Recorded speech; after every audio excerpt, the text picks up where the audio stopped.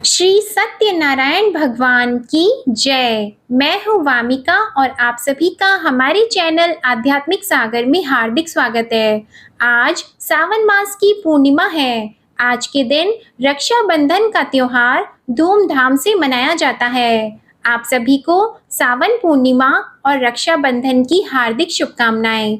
आज पूर्णिमा के दिन श्री सत्यनारायण भगवान का व्रत भी रखा जाता है और कथा भी सुनी जाती है। तो आज आपको सुनाते हैं श्री सत्यनारायण भगवान की कथा प्रारंभ करने से पहले आप सभी से अनुरोध है कि आपको ये कथा अच्छी लगे तो वीडियो को लाइक करके चैनल को जरूर सब्सक्राइब कीजिएगा।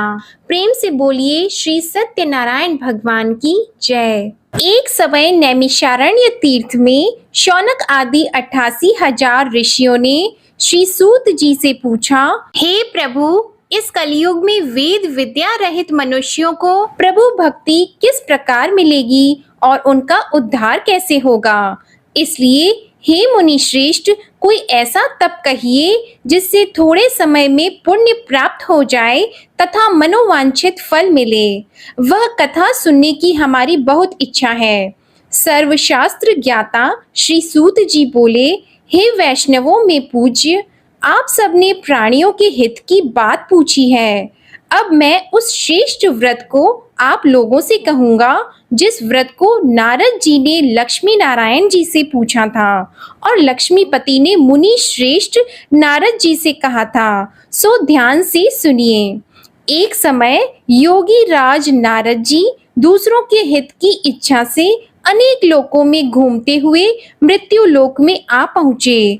यहाँ अनेक योनियों में जन्मे हुए प्राय सभी मनुष्यों को अपने कर्मों द्वारा अनेकों दुखों से पीड़ित देखकर सोचा, किस यत्न के करने से निश्चय ही प्राणियों के दुखों का नाश हो सकेगा।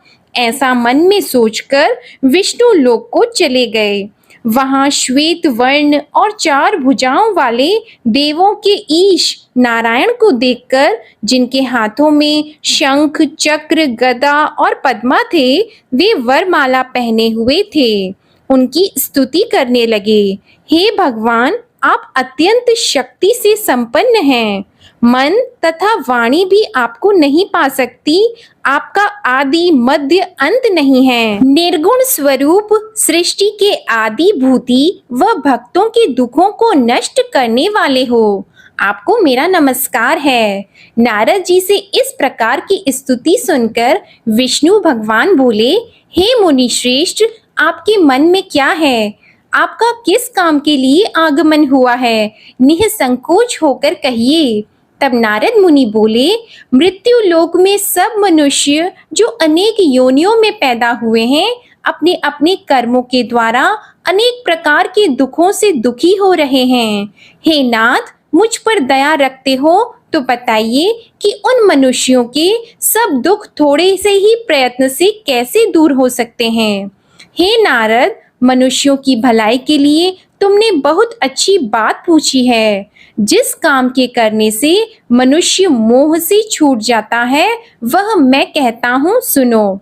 बहुत पुण्य देने वाला स्वर्ग तथा मृत्यु लोक दोनों में दुर्लभ एक उत्तम व्रत है। आज मैं प्रेम वश होकर तुमसे कहता हूँ। सत्यनारायण का यह व्रत अच्छी तरह विधि पूर्वक करने से मनुष्य आयु पर्यंत यहाँ सुख भोग कर मरने पर मोक्ष को प्राप्त होता है। श्री भगवान के वचन सुनकर नारद मुनि बोले कि उस व्रत का फल क्या है? क्या उस व्रत का विधान है और किसने यह व्रत किया है और किस दिन यह व्रत करना चाहिए? विस्तार से कहिए। भगवान श्री विष्णु बोले, दुख शोक आदि को दूर करने वाला, धन धान्य को बढ़ाने वाला, सौभाग्य तथा संतान को देने वाला यह व्रत सब स्थानों पर विजयी करने वाला है। भक्ति और श्रद्धा के साथ किसी भी दिन मनुष्य श्री सत्यनारायण की शाम के समय ब्राह्मणों और बंधुओं के साथ धर्म परायण होकर पूजा करे। भक्ति भाव से नैवेद्य, केले का फल, घी, दूध और गेहूं का चूर्ण सवाया ले। गेहूं के अभाव में साठी का चूर्ण, शक्कर और गुड़ ले। और सब भक्षण योग्य पदार्थ जमा करा के भगवान के अर्पण कर दें तथा बंधुओं सहित ब्राह्मणों को भोजन कराएं। इसके पश्चात स्वयं भी भोजन करें। नृत्य गीत आदि का आचरण करके भगवान सत्यनारायण का स्मरण करते हुए समय व्यतीत करे। इस तरह व्रत करने पर मनुष्यों की सभी इच्छा निश्चय ही पूरी होती है। विशेषकर कली काल में भूमि पर यही मोक्ष का सरल उपाय है। इसके प्रसंग में सूत जी बोले, हे ऋषियों, जिसने पहले समय में इस व्रत को किया है उसका इतिहास कहता हूँ, ध्यान से सुनो। सुंदर काशीपुरी नगरी में एक अत्यंत निर्धन ब्राह्मण रहता था। वह भूख और प्यास से बेचैन हुआ नित्य पृथ्वी पर घूमता था। ब्राह्मणों से प्रेम करने वाले भगवान ने ब्राह्मण को दुखी देखकर बूढ़े ब्राह्मण का रूप धर के उसके पास जाकर आदर के साथ पूछा, हे विप्र, नित्य दुखी हुआ पृथ्वी पर क्यों घूमते हो? हे श्रेष्ठ ब्राह्मण, यह सब मुझसे कहो, मैं सुनना चाहता हूँ। ब्राह्मण बोला, मैं निर्धन ब्राह्मण हूँ, भिक्षा के लिए पृथ्वी पर फिरता हूँ। हे भगवान, यदि आप इसका उपाय जानते हो तो कृपा करके कहो।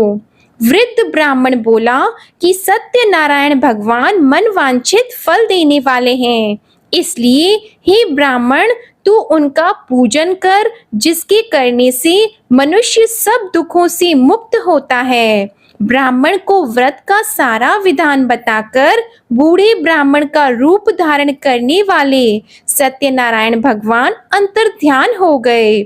जिस व्रत को वृद्ध ब्राह्मण ने बताया है मैं उसको करूंगा, यह निश्चय करने पर उसे रात में नींद भी नहीं आई। वह सवेरे उठकर सत्यनारायण के व्रत का निश्चय करके भिक्षा के लिए चला गया। उस दिन उसको भिक्षा में बहुत धन मिला, जिससे बंधु बांधवों के साथ उसने सत्यनारायण जी का व्रत किया। इसके करने से वह ब्राह्मण सब दुखों से छूटकर अनेक प्रकार की संपत्तियों से युक्त हो गया। उस समय से वह ब्राह्मण हर मास व्रत करने लगा। इस तरह सत्यनारायण भगवान के व्रत को जो करेगा वह सब पापों से छूटकर मोक्ष को प्राप्त होगा। आगे जो पृथ्वी पर सत्यनारायण का व्रत करेगा वह मनुष्य सब दुखों से छूट जाएगा। सूत जी ऋषियों से बोले कि इस तरह नारद जी ने नारायण का कहा हुआ यह व्रत मैंने तुमसे कहा। हे विप्रो, मैं अब और क्या कहूँ? तब ऋषि बोले, हे मुनीश्वर, संसार में इस ब्राह्मण से सुनकर किस किसने इस व्रत को किया हम वह सब भी सुनना चाहते हैं। इसके लिए हमारे मन में बहुत श्रद्धा है। सूत जी बोले, हे मुनियों, जिसने इस व्रत को किया है वह सब सुनो। एक समय एक ब्राह्मण धन और ऐश्वर्य के अनुसार बंधु बांधवों के साथ व्रत करने को तैयार हुआ। उसी समय एक लकड़ी बेचने वाला बूढ़ा आदमी आया और बाहर लकड़ियों को रखकर ब्राह्मण के मकान में गया। प्यास से दुखी लकड़हारा उनको व्रत करते देखकर ब्राह्मण को नमस्कार करके कहने लगा कि आप यह क्या कर रहे हैं और इसके करने से क्या फल मिलता है, कृपा करके मुझसे कहिए। ब्राह्मण ने कहा, सब मनोकामनाओं को पूरा करने वाला यह सत्यनारायण भगवान का व्रत है। इसकी ही कृपा से मेरे यहाँ धन धान्य आदि की वृद्धि हुई है। ब्राह्मण से इस व्रत के बारे में जानकर लकड़हारा बहुत प्रसन्न हुआ। चरण अमृत लेकर और प्रसाद खाने के बाद अपने घर को गया। लकड़हारे ने अपने मन में इस प्रकार का संकल्प किया कि आज गांव में लकड़ी बेचने से जो धन मिलेगा उसी से सत्यनारायण देव का उत्तम व्रत करूंगा। यह मन में विचार करके वह बूढ़ा आदमी लकड़ियां अपने सिर पर रखकर जिस नगर में धनवान लोग रहते थे वह ऐसे सुंदर नगर में गया। उस दिन वहां पर उसे उन लकड़ियों का दाम पहले दिनों से चौगुना मिला। तब वह बूढ़ा लकड़हारा दाम लेकर और अति प्रसन्न होकर पक्के केले की फली, शक्कर, घी, दूध, दही और गेहूं का चूर्ण इत्यादि सत्यनारायण भगवान के व्रत की कुल सामग्रियों को लेकर अपने घर गया। फिर उसने अपने भाइयों को बुलाकर विधि के साथ भगवान जी का पूजन और व्रत किया। उस व्रत के प्रभाव से वह बूढ़ा लकड़हारा धन, पुत्र आदि से युक्त हुआ और संसार के समस्त सुख भोग कर वैकुंठ को चला गया। श्री सूत जी बोलते हैं कि हे श्रेष्ठ मुनियों, अब आगे की कथा कहता हूँ, सुनो। पहले समय में उल्कामुख नाम का एक बुद्धिमान राजा था। वह सत्य वक्ता और जितेंद्रिय था। प्रतिदिन देव स्थानों पर जाता तथा गरीबों को धन देकर उनके कष्ट दूर करता था। उसकी पत्नी कमल के समान मुख वाली और सती साध्वी थी। भद्रशीला नदी के तट पर उन दोनों ने श्री सत्यनारायण भगवान का व्रत किया। उस समय में वहां एक साधु वैश्य आया। उसके पास व्यापार के लिए बहुत सा धन था। वह नाव को किनारे पर ठहराकर राजा के पास आ गया और राजा को व्रत करते हुए देखकर विनय के साथ पूछने लगा, हे राजन, भक्ति युक्त चित्त से यह आप क्या कर रहे हैं? मेरी सुनने की इच्छा है, सो आप यह मुझे बताइए। राजा बोला, हे साधु, अपने बांधवों के साथ पुत्र आदि की प्राप्ति के लिए महाशक्तिवान सत्यनारायण भगवान का व्रत व पूजन किया जा रहा है। राजा के वचन सुनकर साधु आदर से बोला, हे राजन, मुझसे इसका सब विधान कहो। मैं भी आपके कथन अनुसार इस व्रत को करूंगा। मेरे भी कोई संतान नहीं है और इससे निश्चय ही हो जाएगी। राजा से सब विधान सुनकर व्यापार से निवृत्त हो वह आनंद के साथ घर गया। साधु ने अपनी स्त्री से संतान देने वाले उस व्रत का समाचार सुनाया और कहा कि जब मेरे संतान होगी तब मैं इस व्रत को करूंगा। साधु ने ऐसे वचन अपनी स्त्री लीलावती से कहे। एक दिन उसकी स्त्री लीलावती पति के साथ आनंदित होकर सांसारिक धर्म में प्रवृत्त होकर सत्यनारायण भगवान की कृपा से गर्भवती हो गई तथा 10वें महीने में उसके एक सुंदर कन्या का जन्म हुआ। दिनों दिन वह इस तरह बढ़ने लगी जैसे शुक्ल पक्ष का चंद्रमा बढ़ता है। कन्या का नाम कलावती रखा गया। तब लीलावती ने मीठे शब्दों में अपने पति से कहा कि जो आपने संकल्प किया था भगवान का व्रत करूंगा, अब आप उसे करिए। साधु बोला, हे प्रिय, इसके विवाह पर करूंगा। इस प्रकार अपनी पत्नी को आश्वासन देकर वह नगर को गया। कलावती पितृगृह में वृद्धि को प्राप्त हो गई। साधु ने जब नगर में सखियों के साथ अपनी पुत्री को देखा तो तुरंत दूत को बुलाकर कहा कि पुत्री के वास्ते कोई सुयोग्य वर देखिए। साधु की आज्ञा पाकर दूत कंचन नगर पहुंचा और वहां पर बड़ी खोज और देखभाल कर लड़की के लिए सुयोग्य वाणिक पुत्र को ले आया। उस सुयोग्य लड़के को देखकर साधु ने अपने बंधु बांधवों सहित प्रसन्न चित्त अपनी पुत्री का विवाह उसके साथ कर दिया। किंतु दुर्भाग्य से विवाह के समय भी उस व्रत को करना भूल गया। तब श्री भगवान क्रोधित हो गए और श्राप दिया कि तुम्हें दारुण दुख प्राप्त होगा। अपने कार्य में कुशल साधु बनिया जमाता सहित समुद्र स्थित रत्नपुर नगर में गया और वहां दोनों ससुर जमाई चंद्रकेतु राजा के उस नगर में व्यापार करने लगे। एक रोज भगवान सत्यनारायण की माया से प्रेरित कोई चोर राजा का धन चुराकर भागा जा रहा था, किंतु राजा के दूतों को आता देखकर चोर ने घबराकर भागते हुए राजा के धन को वहीं चुपचाप रख दिया जहां वो ससुर जमाई ठहरे हुए थे। तब दूतों ने उस साधु वैश्य के पास राजा के धन को रखा देखा तो वे दोनों को बांध कर ले गए और प्रसन्नता से दौड़ते हुए राजा के समीप जाकर बोले, यह 2-4 हम पकड़ कर लाए हैं, देखकर आज्ञा दें। तब राजा की आज्ञा से उनको कठोर कारावास में डाल दिया और उनका सब धन छीन लिया। सत्यनारायण भगवान के श्राप द्वारा उनकी पत्नी भी घर पर बहुत दुखी हुई और घर पर जो धन रखा था चोर चुरा कर ले गए। शारीरिक व मानसिक पीड़ा तथा भूख प्यास से अति दुखित होकर अन्न की चिंता में कलावती एक ब्राह्मण के घर गई। वहां उसने सत्यनारायण भगवान का व्रत होते देखा, फिर कथा सुनी तथा प्रसाद ग्रहण करके रात को घर आई। माता ने कलावती से कहा, हे पुत्री, अब तक कहाँ रह गई थी व तेरे मन में क्या है? कलावती बोली, हे माता, मैंने एक ब्राह्मण के घर श्री सत्यनारायण भगवान का व्रत देखा है। कन्या के वचन सुनकर लीलावती भगवान के पूजन की तैयारी करने लगी।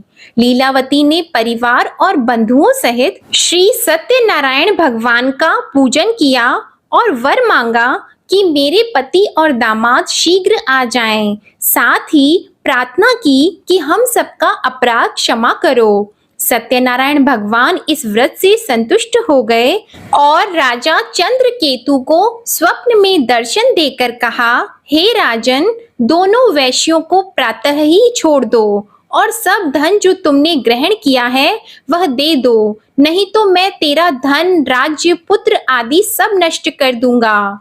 राजा से ऐसे वचन कहकर भगवान अंतर्ध्यान हो गए। प्रातःकाल राजा चंद्रकेतु ने सभा में अपना स्वप्न सुनाया। फिर दोनों वाणिक पुत्रों को कैद से मुक्त कर सभा में बुलाया। दोनों ने आते ही राजा को नमस्कार किया। राजा मीठे वचनों से बोले, हे महानुभावों, भावी वश ऐसा कठिन दुख प्राप्त हुआ है, अब तुम्हें कोई भय नहीं। ऐसा कहकर राजा ने उनको नए नए वस्त्र आभूषण पहनाए तथा उनका जितना धन लिया था उससे दुगुना धन देकर आदर सहित विदा कर दिया। दोनों वैश्य अपने घर को चले गए। सूत जी बोले, वैश्य ने मंगलाचार करके यात्रा आरंभ की और अपने नगर को चला।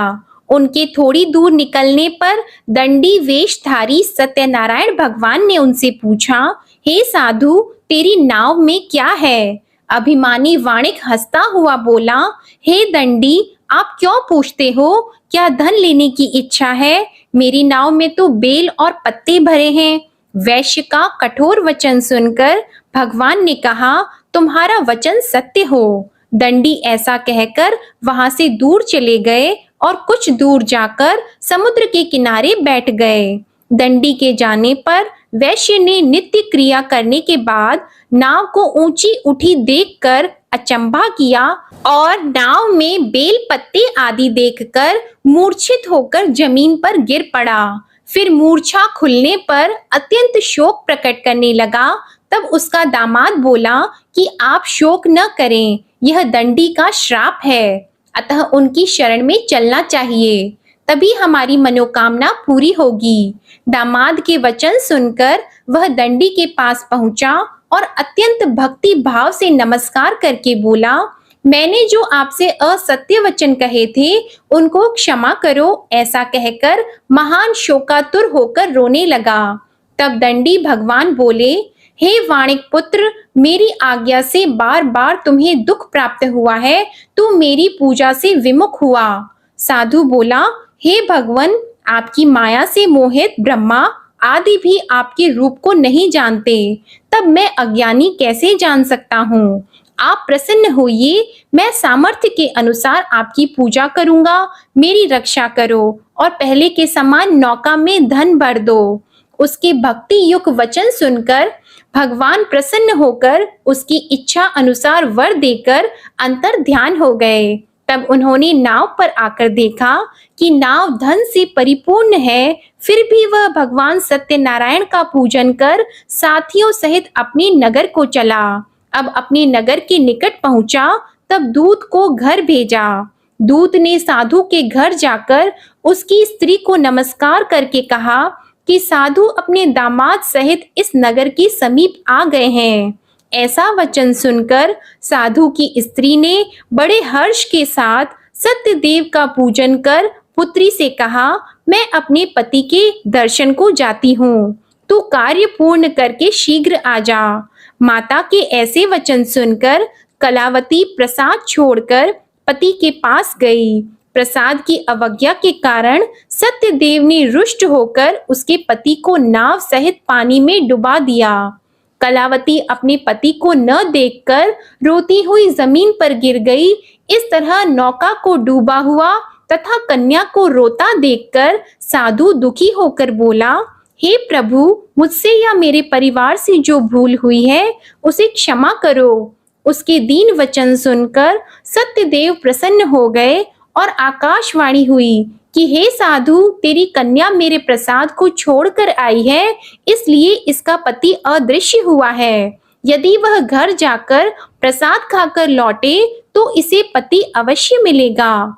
ऐसी आकाशवाणी सुनकर कलावती ने घर पहुंचकर प्रसाद खाया, फिर आकर पति के दर्शन किए। तत्पश्चात साधु ने बंधु बांधवों सहित सत्यदेव का विधि पूर्वक पूजन किया।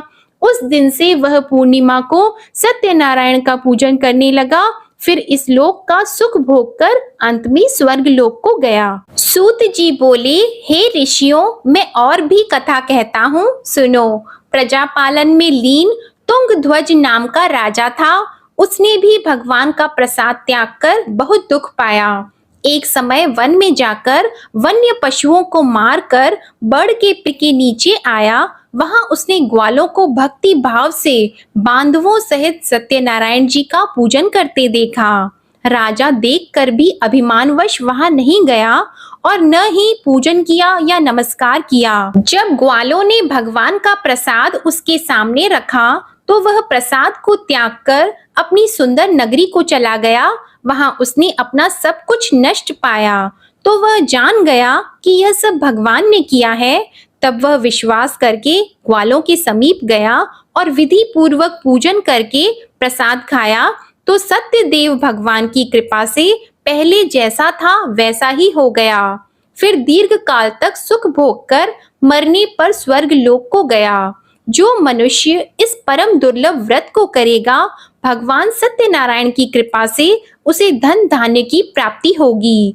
निर्धन धनी और बंदी बंधन से मुक्त होकर निर्भय हो जाता है। संतानहीनों को संतान प्राप्त होती है तथा सब मनोरथ पूर्ण होकर अंत में वैकुंठ धाम को जाता है। यह सत्य है। श्री सूत जी कहते हैं कि ब्राह्मणों, आपको मैंने सत्यनारायण व्रत की यह पावन कथा सुनाई है।